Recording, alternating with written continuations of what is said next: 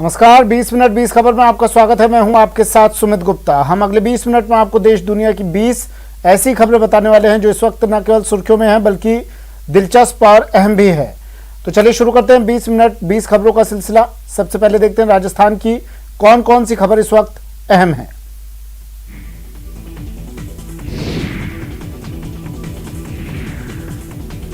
प्रदेश की अवनी लेखरा ने इतिहास रच दिया है।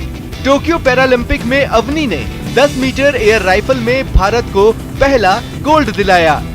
फाइनल में 249.6 पॉइंट हासिल कर उन्होंने यूक्रेन की इरिना शेटनिक के रिकॉर्ड की बराबरी की। शूटिंग में गोल्ड जीतने के साथ ही अवनी पैरालंपिक में गोल्ड मेडल जीतने वाली देश की पहली महिला खिलाड़ी बन गयी। जयपुर की रहने वाली अवनी ने 9 साल पहले कार एक्सीडेंट में अपने दोनों पैर गवा दिए थे। अवनी व्हील चेयर पर हैं। पैरालंपिक इतिहास में भारत के लिए महिलाओं ने तीसरा मेडल जीता है।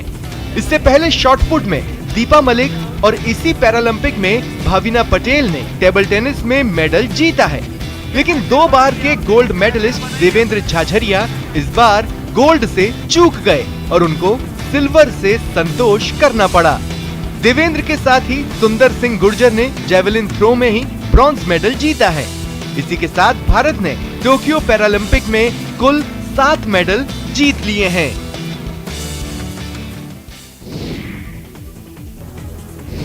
कहावत है, डायन भी दामाद के मंगल की कामना करती है, लेकिन झुंझुनू में सदियों पुरानी इस कहावत ने दम तोड़ दिया। किठाना गांव में एक दामाद को ससुराल में ही बंधक बना लिया गया। इससे पहले दामाद के साथ जमकर मारपीट की गई। पड़ोसियों की सूचना पर पुलिस मौके पर पहुंची और बंधक को छुड़वा लिया। मिली जानकारी के मुताबिक खेतड़ी के गांवली का रहने वाला लक्ष्मी चंद अपने ससुराल किठाना गांव आया था। वह अपने बच्चों से मिलने आया था, जहां उसके साले और दूसरे लोगों ने उससे मारपीट शुरू कर दी। मारपीट के बाद उन सब ने उसे पेड़ से बांध दिया। इसके बाद ससुराल के लोग मारपीट करते रहे। पड़ोसियों ने पुलिस को सूचना दी, जिस पर सुल्ताना पुलिस चौकी के प्रभारी राजेश जांगिड़ मौके पर पहुंचे और बंधक बने दामाद को छुड़वाया। युवक ने अपने ससुराल पक्ष के लोगों के खिलाफ पुलिस में रिपोर्ट दी है। 2 शख्स आपस में लड़ाई झगड़ा कर रहे थे शराब के नशे में, जिनको शांति मंग में ला करके चौकी पर बंद किया। कौन बनेगा करोड़पति, यानी केबीसी में जाना कोटा डिवीजन के रेल कर्मचारी देश बंधु पांडे को महंगा पड़ गया। उन्हें रेलवे प्रशासन ने चार्जशीट थमा दी है। साथ ही 3 साल के लिए उनकी वेतन वृद्धि को भी रोक दिया है। रेलवे प्रशासन की कार्रवाई का कर्मचारी संगठन विरोध कर रहे हैं।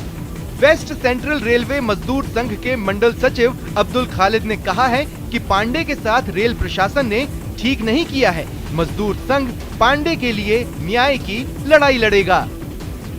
मिली जानकारी के मुताबिक केबीसी में भाग लेने पहुंचे देश बंधु पांडे 9 से 13 अगस्त तक मुंबई में थे। इसके लिए पांडे ने अधिकारियों को अवकाश की सूचना दी थी, लेकिन अधिकारियों ने पांडे के आवेदन पर कोई विचार नहीं किया। इसके बाद पांडे बिना छुट्टी के ही केबीसी की शूटिंग के लिए मुंबई चले गए। पांडे ने केबीसी में 3,20,000 रुपए जीते। चार्जशीट मिलने के बाद इंक्रीमेंट रोकने की कार्रवाई से केबीसी में इनाम जीतने की खुशी काफूर हो गई। और अब देख लेते हैं कुछ अन्य राज्यों की खबरें। 2 गुटों में तड़ातड़ चलती लाठियां और मौके पर मची चीख पुकार। तस्वीरें यूपी के रायबरेली की हैं, जहां 2 पक्षों के बीच जमकर चले लाठी डंडे का वीडियो वायरल हो रहा है। मामला यहां के सलोन थाना इलाके का है, जहां 2 पक्षों के बीच जमकर लाठी डंडे चले। लाठी डंडे चलने से दोनों पक्षों के 3 लोग गंभीर तौर पर जख्मी हुए हैं। इन्हें पहले सीएचसी सलोन लाया गया और वहां से फिर जिला अस्पताल रेफर कर दिया गया। बताया जा रहा है कि औनानिस गांव के रहने वाले फूलचंद और अभय प्रताप के बीच पुरानी रंजिश को लेकर पहले कहासुनी हुई और बाद में दोनों पक्ष लाठी डंडे लेकर आमने सामने आ गए। दोनों गुटों के बीच की खूनी भिड़ंत का किसी ने वीडियो बना लिया और वायरल कर दिया। इलाके में वीडियो वायरल होते ही पुलिस हरकत में आई और गांव में पहुंच गई। पुलिस तहरीर मिलते ही मामले में कार्रवाई की बात कह रही है। जात रहे हैं, रास्ता में गाली दे लागे, वो बोले नहीं कुछ, चला गए। फिर फोन कई के रास्ता में बुला ले हैं स्कूल लाए, और ठीक खूब लड़ाई उड़ाई हो लागे। हम आवे नहीं भाई, हम सब सुने तो गए। और फिर आए के घर पे किसने बुलाया? वो मुकेश विजय यारे आधार इतने जने रहे हैं। चारपाई पर बांधी गई महिला, लेकिन तस्वीरें तालिबान शासित इलाके की नहीं बल्कि यूपी के बुलंदशहर की हैं। अहमदगढ़ थाना क्षेत्र के गांव असरौली में मानसिक रूप से कमजोर महिला पर कुछ लोगों ने जमकर कहर बरपाया। महिला जान बचाने के लिए घर से बाहर निकलने का प्रयास कर रही है, मगर दबंगों ने महिला को पकड़ लिया। उसे दौड़ा दौड़ा कर पीटते हुए चारपाई पर पटक कर उसके हाथ पांव बांध दिए। फिर चारपाई उठाकर दबंग ईंख के खेतों में ले गए और वहां महिला को फेंक दिया। किसी ने महिला पर बरपे कहर का वीडियो बनाकर वायरल कर दिया, जिस पर पुलिस महकमे में हड़कंप मच गया। पारिवारिक मामला बताते हुए पुलिस ने महिला के पति समेत कुछ अज्ञात लोगों के खिलाफ मामला दर्ज कर लिया है। इस बात को ध्यान में रखते हुए इन लोगों के खिलाफ 342, 323 का अभियोग पंजीकृत करा दिया गया है। कानूनी कार्रवाई की जा रही है। महिला के मानसिक इलाज के लिए हम प्रयास कर रहे हैं कि किसी माध्यम से इसको मानसिक अस्पताल में इसका इलाज कराया जाए ताकि ये स्वस्थ हो सके।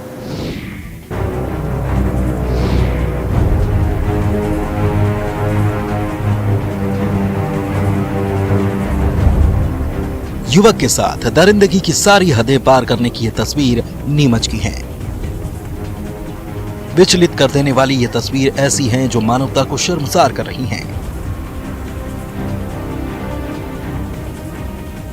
मामूली से सड़क हादसे के विवाद ने इतना बड़ा तूल पकड़ लिया कि युवक को अपनी जान गंवानी पड़ गई। दबंगों ने पीड़ित युवक के साथ पहले तो जमकर पिटाई की। इतने से भी जब इनका मन नहीं भरा तो युवक को गाड़ी के पीछे बांधकर कई किलोमीटर तक घसीटा और लोग तमाशबीन बने रहे। अंजाम ये हुआ कि युवक की हालत बिगड़ गई। उसे अस्पताल में भर्ती कराया गया, लेकिन यहाँ उसकी मौत हो गई। पुलिस ने इस मामले में 8 लोगों के खिलाफ मामला दर्ज किया है।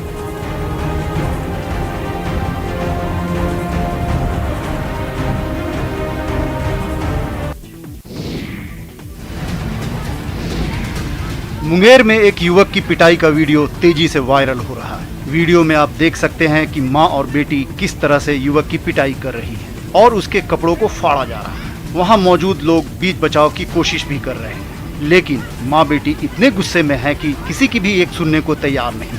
वीडियो धरहरा प्रखंड का है। बताया जा रहा है कि 20 दिन पहले महिला और उसकी बेटी धरहरा बाजार से लौट रही थी, जिसके बाद कुछ युवकों ने छेड़खानी की, जिसका युवती ने विरोध किया, जिसके बाद वहां काफी हंगामा भी हुआ। युवती ने थाने में शिकायत की। बाद में कुछ लोगों ने दोनों पक्षों में सुलह कराने की कोशिश की, जिसके तहत दोनों पक्षों को धरहरा में एक जगह पर बुलाया गया। लेकिन आरोपी युवक को देखते ही माँ बेटी का गुस्सा भड़क गया। फिर क्या, दोनों ने मिलकर उसकी पिटाई शुरू कर दी। बीच बचाव में ही कई लोग आए, लेकिन महिला और उसकी बेटी के सामने किसी की एक न चली। दोनों ने युवक की जमकर पिटाई की और उसके कपड़े फाड़ दिए।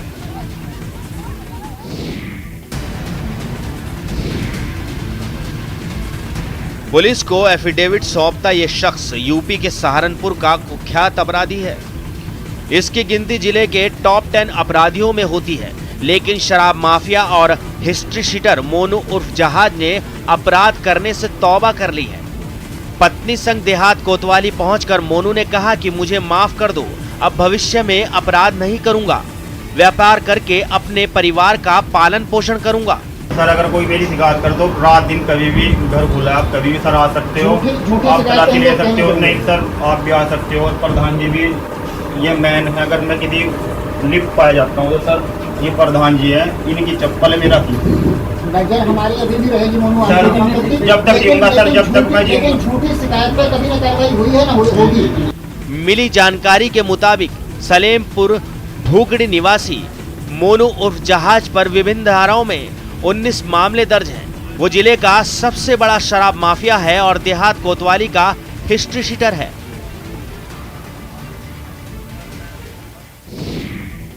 शहर का भीड़ भाड़ वाला इलाका, केमिस्ट शॉप पर खड़े ग्राहक, तभी काली शर्ट में एक शख्स आता है, चहलकदमी करते हुए माहौल को भांपता है, मौके और हालात का जायजा लेने के लिए एक कोने में खड़ा हो जाता है और सही वक्त का इंतजार करता है। इस बात का इत्मीनान कर लेता है कि उस पर किसी की नजर तो नहीं और वारदात के बाद वो लोगों की पकड़ में तो नहीं आ जाएगा। जब वो खरीदारी में उलझे ग्राहक और दुकान पर खड़े कर्मचारियों को अपने अपने काम में पूरी तरह डूबा हुआ देख लेता है, स्थितियों को तौल चुका होता है, तब खासे आराम से 2 कदम आगे बढ़ता है और एक बाइक स्टार्ट कर चलता बनता है।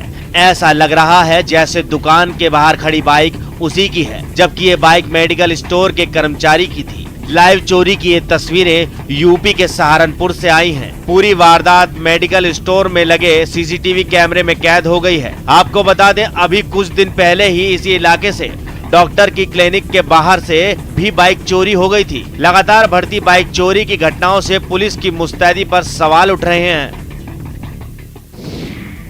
आम आदमी की सुरक्षा के नाम पर जब कानून की अनदेखी की जाने लगे तो कहने सुनने की सारी गुंजाइशें खत्म हो जाती हैं। उत्तराखंड में भी ऐसा ही हो रहा है।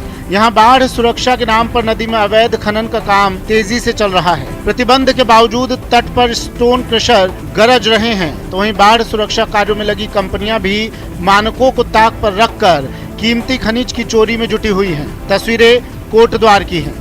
उत्तराखंड सरकार में वन मंत्री हरक सिंह रावत के विधानसभा क्षेत्र कोटद्वार में आरक्षित वन क्षेत्र में अवैध खनन थमने का नाम नहीं ले रहा। बाढ़ सुरक्षा की आड़ में नदियों में खनन किया जा रहा है। एनजीटी के नियमों को ताक पर रखकर रिजर्व फॉरेस्ट में दर्जनों मशीनें दिन रात खुदाई में जुटी हैं, जबकि जिम्मेदार मामले में बोलने से बच रहे हैं। कहीं ना कहीं वन विभाग और खनन माफियाओं का गठजोड़ का नतीजा है कि खुलेआम रिजर्व फॉरेस्ट के भीतर ये खनन चल रहा है। यहाँ पर एनजीटी के मानकों के तहत उप खनिज को रिजर्व फॉरेस्ट से बाहर नहीं ले जाया जा सकता, लेकिन उसके बावजूद ट्रैक्टरों ट्रॉलियों में भरकर खुलेआम खुले तरीके से जो उप खनिज है वो स्टॉकों में ले जाया जा रहा है।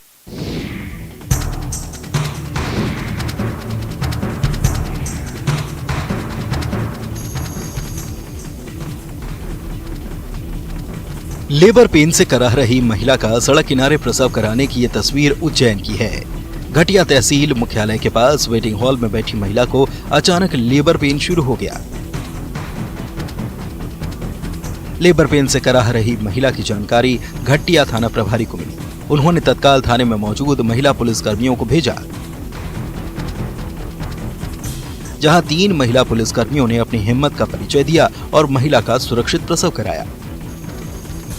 इन महिला पुलिस कर्मियों के पास इतना समय नहीं था कि प्रसूता को तत्काल अस्पताल में भर्ती कराया जा सके। आनन फानन में तीनों महिला पुलिस कर्मियों ने फैसला लेते हुए सड़क किनारे ही प्रसव कराया। प्रसव के बाद जच्चा और बच्चा दोनों सुरक्षित हैं। बिहार के बगहा के रामनगर प्रखंड के गुदगुदी पंचायत स्थित पथरी गांव के 28 लोग नदी के पारी यानी दूसरी छोर पर फंस गए। ये दूसरा भाग जंगल से लगा हुआ है। मसान नदी की तेज धार के बीच लोगों को पार कर घर आना मुश्किल था। हालांकि सूचना के बाद पहुंची प्रशासन की टीम ने एनडीआरएफ की टीम को सूचना दी। दरअसल पथरी गांव के लगभग 28 लोग मवेशी चराने नदी के पार गए थे। लौटते वक्त नदी के जल स्तर में अचानक करीब 6 फीट की बढ़ोतरी हो गई, जिसके कारण लोग उस साइड से इधर आने में असमर्थ हो गए। हर दिन यहाँ के ग्रामीण अपने पशुओं के साथ नदी की दूसरी तरफ मसान नदी को पार कर पशुओं को चराने जाते हैं, जिसमें ज्यादातर किशोर और युवा होते हैं। मशक्कत के बाद 28 लोगों को प्रशासन ने रेस्क्यू कर उनके घर भेज दिया। एनडीआरएफ के जवानों ने कड़ी मेहनत कर इन्हें रेस्क्यू किया। बीती रात एसडीएम शेखर आनंद के नेतृत्व में रेस्क्यू ऑपरेशन चलता रहा। गांव वालों की माने तो सभी लोगों का रेस्क्यू कर लिया गया है। यहाँ तक पानी आ गया छाती तक, उसके बाद लिया टीम आई तो हम लोग का निकाली। घरों में पानी घुस गया, चूल्हा चक्की डूब गई, लेकिन भूख प्यास नहीं डूबी, इसलिए बेबसों को परेशान कर रही है। मदद की राह देखते देखते लोगों की आंखें पथरा रही है। तस्वीरें बिहार के किशनगंज से आई हैं। जिले में लगातार बारिश से कनकई, महानंदा, रतुआ सहित लगभग सभी नदियां उफान पर हैं, जिससे निचले इलाकों में पानी भर गया है। हो गई है। यहाँ देख सकते हैं ग्रामीणों को कई तरह की समस्या का सामना करना पड़ रहा है। दूर में एक घर है जो टापू में तब्दील हो गया है, वहाँ भी लोग सोले की नाव से जाना आना कर रहे हैं। ऐसी स्थिति में लोग कई तरह की परेशानी से जूझ रहे हैं। लगातार पानी बढ़ने की आशंका से लोग किसी सुरक्षित स्थान पर जाना चाहते हैं, लेकिन नाव नहीं है। किसी तरह छोटा सोला यानी थर्मोकोल से बनी नाव में लोग जान जोखिम में डालकर सफर कर रहे हैं।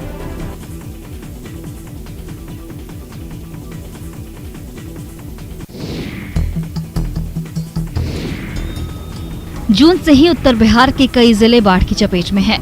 बगहा में भी गंडक नदी के जलस्तर में वृद्धि के बाद तमाम इलाके जलमग्न हो गए हैं। वाल्मीकि नगर गंडक बराज से फिलहाल 3,50,000 क्यूसेक पानी का डिस्चार्ज नदी में हो रहा है। हालांकि जिला प्रशासन ने गंडक नदी में देर रात 5 लाख क्यूसेक से अधिक पानी आने की आशंका जताई थी, लेकिन उससे थोड़ी राहत जरूर मिली है। जिला प्रशासन के कड़े निर्देश और गंडक नदी के जलस्तर में उफान के बाद नदी में नाव का परिचालन पूर्णतः रोक दिया गया है। दियारा के दर्जनों गांव बढ़ते जलस्तर से प्रभावित हुए हैं। कैसे देखते हैं नाव को? नाव पानी बहुत खराब है, नाव सब ऊंचा रख दिया है। पानी बहुत ज्यादा बढ़ गया है, बहुत ज्यादा पानी हो गया है। ये स्थिति हर साल बनती है, लेकिन इस बार बाढ़ से परेशानी कुछ ज्यादा ही हुई है। लोग पूरी तरह से प्रशासनिक मदद के भरोसे हैं। बिहार के एक होनहार खिलाड़ी के सपने गरीबी के बोझ तले करहा रहे हैं। पूर्वी चंपारण के परसा गांव का रहने वाला चितरंजन कुमार लॉन बॉल और कराटे में कई राष्ट्रीय पुरस्कार जीत चुका है और एशियन गेम्स में देश का नाम रोशन करना चाहता है, लेकिन उसकी राह में गरीबी बाधा बनकर खड़ी है। राजीव गांधी खेल अभियान के तहत और खेलो इंडिया के तहत बहुत सारे फंड आते हैं, लेकिन किसी प्रकार का मुझे सुविधा अभी तक दी नहीं गई है। अब आज तक मेरे पास लॉन बॉल का एक पर्सनल किट्स तक नहीं है। चितरंजन के पास प्रैक्टिस के लिए समुचित साधन नहीं है। लॉन बॉल के किट्स के अभाव में वो प्रैक्टिस भी नहीं कर पा रहा है। वह स्थानीय जनप्रतिनिधि से भी मदद की गुहार लगा चुका है। चितरंजन की मां उदावंती देवी ने अपने बेटे के जुनून को देखकर अपना पेट काटकर किसी तरह उसकी इच्छा पूरी की, जबकि उसके पिता दूसरे राज्य में मजदूरी कर परिवार चलाते हैं। वो अपने बेटे की उपलब्धियों को बताते नहीं थकती, लेकिन बेटे के खेल के सामान को खरीदने में सक्षम नहीं है कि ग्रामीण हर तरह से उसके सहयोग को तैयार हैं, लेकिन चितरंजन के प्रैक्टिस की व्यवस्था करना उनके वश की बात नहीं।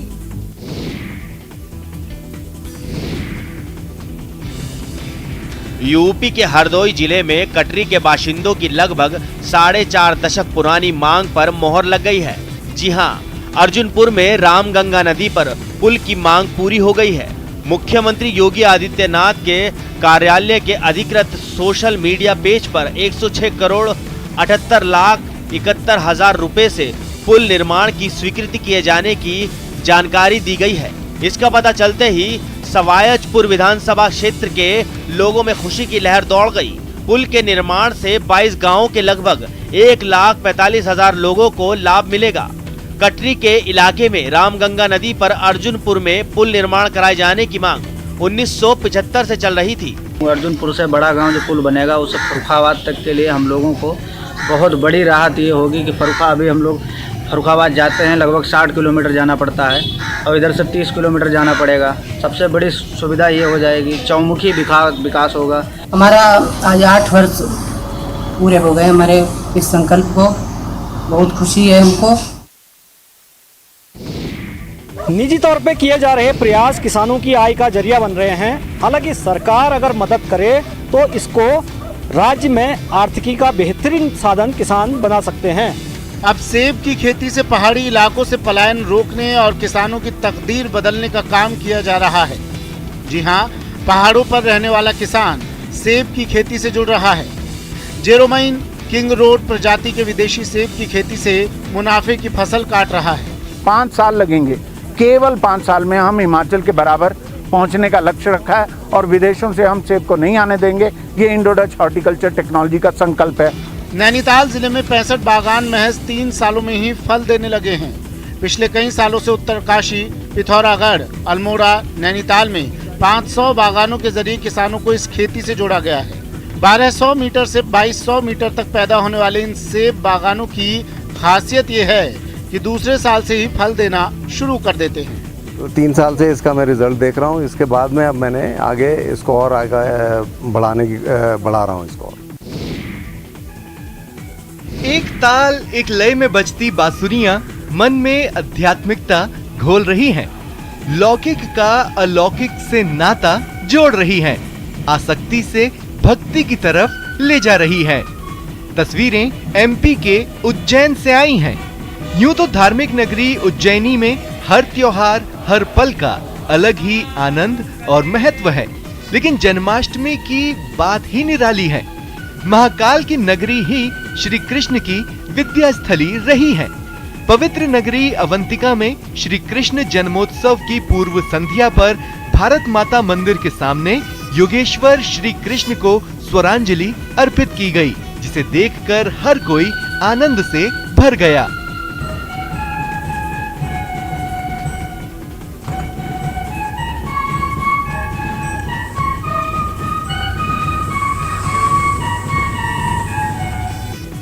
आरएसएस के प्रशिक्षित स्वयं सेवकों ने एक लय एक ताल में प्रस्तुति देकर जमाने का मन मोह लिया। जेल में रहने वाले कैदियों का जीवन यूं तो बेहद शांत और साधारण होता है, लेकिन हरिद्वार जिला कारागार के अधीक्षक की पहल पर जेल में बंद कैदी भगवान की भक्ति का आनंद ले रहे हैं। हरिद्वार जिला जेल में कृष्ण जन्माष्टमी के मौके पर 3 दिनों की कृष्ण लीला का आयोजन किया जा रहा है, जिसमें बंदी खुद अभिनय कर रहे हैं और भगवान के भजनों पर झूम रहे हैं। कि हमारे जो आराध्य हैं कृष्ण भगवान, उनका जन्म जो है कारागार में ही हुआ है, तो इसलिए प्रतिवर्ष कारागार में उनका एक जन्मोत्सव मनाया जाता है और हमने जिला कारागार में भी एक पहल की है। कैदियों का कहना है कि जेल अधीक्षक की पहल पर उन्हें मनोरंजन करने और हंसने का मौका मिल रहा है। समय समय पर ऐसे कार्यक्रम आयोजित होने से बंदियों को मानसिक तनाव से भी राहत मिलती है। जेल प्रशासन को उम्मीद है कि धार्मिक और सांस्कृतिक कार्यक्रमों से जुड़कर बंदियों में सकारात्मक सोच विकसित होगी। झारखंड के गढ़वा में स्थापित ये भगवान श्री कृष्ण की वो प्रतिमा है जिसके चमत्कार की अनगिनत कहानियां हैं। 1280 किलो सोने से बनी भगवान श्री कृष्ण की मूर्ति का इतिहास शिवाजी महाराज और मुगलों से जुड़ा है। शायद ही कोई श्री कृष्ण का भक्त हो जो इस चमत्कारी प्रतिमा के बारे में नहीं जानता हो।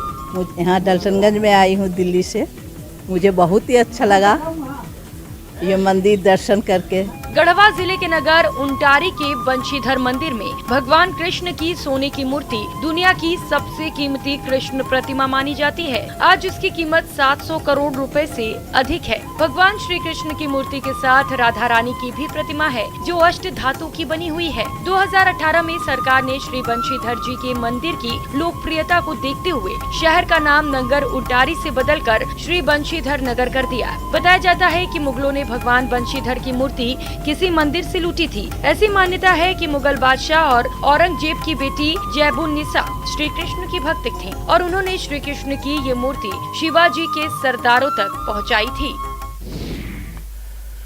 चलिए फिलहाल इतना ही, दीजिए इजाजत, नमस्कार।